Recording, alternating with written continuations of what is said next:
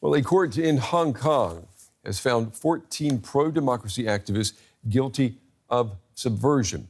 It's the biggest trial of its kind since China imposed a new security law in the territory back in 2020. That law, critics say, aimed at stifling dissent. Australia and the United States are among the countries that have criticized today's verdicts, calling them politically motivated. They've also called for the defendants to be released. A prison van draws up to Hong Kong's West Kowloon law courts. Outside, people queue patiently to enter. The fate of 16 pro-democracy activists in the hands of Hong Kong's legal system. We've been waiting for this day for over 3 years. I feel very sad that so many people have been locked up for so long. The case centres on an unofficial election that was held in 2020. Officials said it was a threat to the government. Joshua Wong was among 47 pro-democracy activists arrested. They were charged with conspiracy to commit subversion under a national security law imposed by China.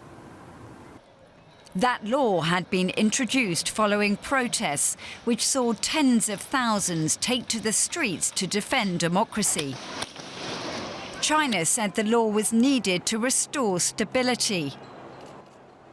But critics say it's been used to crush political opposition. On Thursday, only 2 of 16 defendants were acquitted of subversion. The other 14 were found guilty, a point not lost on Lawrence Lau. I should not be the focus for today. I hope everyone will continue caring for our other friends in the case. These men may be free for now, but the prosecution has already launched an appeal against their acquittals. The 14 guilty verdicts, meanwhile, have angered many in Hong Kong and outside. But the Chinese Foreign Ministry has hit out at international criticism. We completely oppose any interference in China's internal affairs by individual countries on the basis of current legal cases and any attempts to discredit and undermine the rule of law in Hong Kong.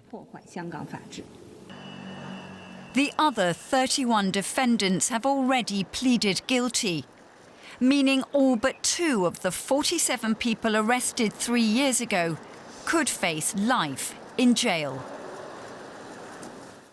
And I'm joined now from Washington, D.C. by Sunny Cheung. He was one of the nominees in the 2020 primaries, and he's also, I understand, a close ally to Joshua Wong. And he tells me that he just managed to flee before the mass arrest took place in Hong Kong. Sunny, it's good to have you on the program. I want to start by asking you what went through your mind today when you heard about the court's decision today. It's difficult. It's very difficult to see and witness many friends of mine, including Joshua, are now behind the bar. And then it's very tough to see that the Beijing authority and the Hong Kong authority are so determined to wipe out the whole democracy camp. And I think this is a very unfair trial, and there's so many injustices can be found during the trials. I spoke with Joshua Wong several years ago when he was traveling through Europe.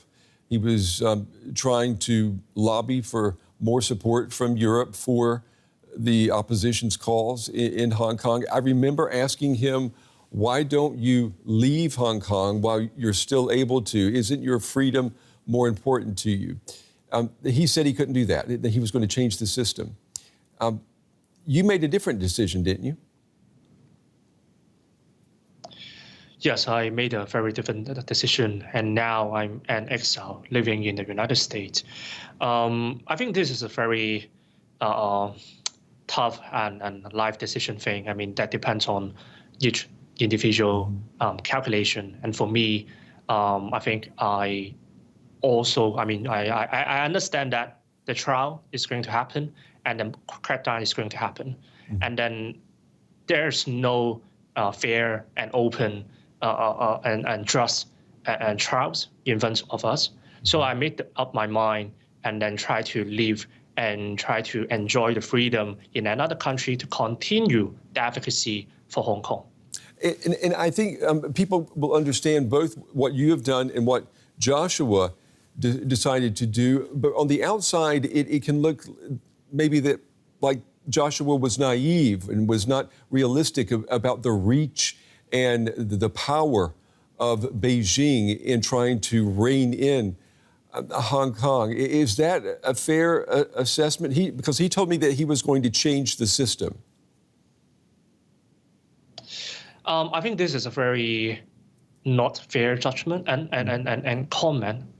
First of all, I think we have to respect each individual choices, right? I mean, there's no black and white. This is not a rocket science. When we talk about a stronger opponent like Beijing, they try to like crash you. So what is your decision to be made, right? I mean, that involves a lot of calculation, including how you consider your future and your family, your beloved one. And I think for people like Joshua and Jimmy Lai and Granite Ho, many people who chose to stay in Hong Kong, I think they are the one who are so courageous. It's because they of course they anticipate there will be consequences and political persecution. They know that, but they still choose to stay. Is because they want to show their determination, political will, and then also to tell the Hong Kong people and Beijing authority that they will never give up. And I think they are very successful in this way, and we should really remember their names. What does the future for the opposition movement in Hong Kong, what does that future look like now? It's going to be tough. I mean, as said, right? I mean, because after this verdict and before this verdict, we have the national security law. We have the Article 23, which is another very controversial security law that hope to dismantle the political freedom that Hong Kong people once had, right? If you ask me whether or not I would anticipate there will be like mass-scale movement in Hong Kong on the street in the near future, I think the answer is no, right? However, I won't say Hong Kong people would give up because there are still many ways for them, like I mean, underground, to sustain and maintain the momentum and try to live the Hong Kong identity to its maximum to counter the Beijing narrative. Sunny, I've got one more question before we run out of time. You're in the United States. Do you think that the West has done enough or did enough to support the opposition movement in Hong Kong? I mean, could today have been a completely different day had the West done more? I think so. If we were not wrong about China decades ago, if we could really see the real nature of the Chinese Communist Party, that especially after the rise of Xi Jinping, and then we should be able to understand that China is hardly your ally, and we should try everything we can to de-risk from China, and also try to limit our access to China and not allowing China to take over other countries' strategic asset and supply chain, for example, right? I mean, just like many European countries. So if you ask me, yes, I think there's a lot of things should be done. I mean, to help Hong Kong and to contain China in a long way. Pro-democracy activist Sunny Cheung joining us tonight from Washington, D.C. Sunny, we appreciate you taking the time to talk with us. We appreciate you being so candid with us, and we certainly wish you all the best. Thank you. Thank you so much.